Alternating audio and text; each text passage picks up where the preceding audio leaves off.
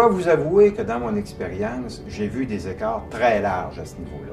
Un conseil d'administration à 3 personnes, un conseil d'administration à 30 personnes. Quelle est la bonne réponse? D'abord, un principe. Plus un conseil d'administration est petit, plus il est facile à gérer. Donc, dans une petite entreprise, je vous suggérerais un petit conseil d'administration. Qu'est-ce que c'est un petit conseil d'administration? 5 personnes, 7 personnes. Aussitôt que vous montez à 9, à 11, à 13, vous allez voir, les choses deviennent plus complexes. Un autre élément aussi. Plus petit est le conseil d'administration et plus les gens sont motivés à y être. Alors, c'est des éléments à tenir compte.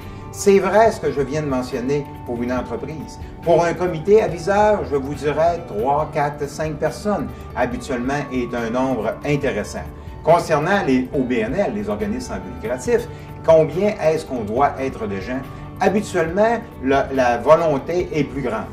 Alors, pour toutes sortes de raisons, de représentation, d'implication des gens, on va voir souvent de ce type d'organisation-là avec 9, 11, 13 personnes. Maintenant, comment rémunérer les membres de conseil d'administration? Ce qui est important, c'est la logique de toute ressource humaine. La question, comment attirer ces gens-là? Comment les motiver? Comment les conserver?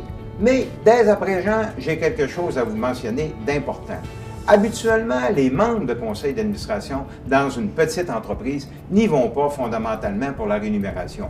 Oui, ils trouvent intéressant d'avoir une certaine rémunération juste et équitable, mais ce n'est pas leur motivation profonde.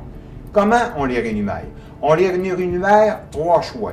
Le premier choix, les jetons de présence. Souvent, dans les petites entreprises, on va voir des jetons de présence de 500 $, 700 $, qui peut aller à 1000 $. Naturellement, dépendant de l'importance de l'entreprise et dépendant aussi de l'évolution du conseil d'administration.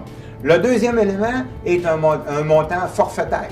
Alors donc, je dis à quelqu'un, par exemple, je te donne 6 000 $ par année et je te donne donc 500 $ par mois.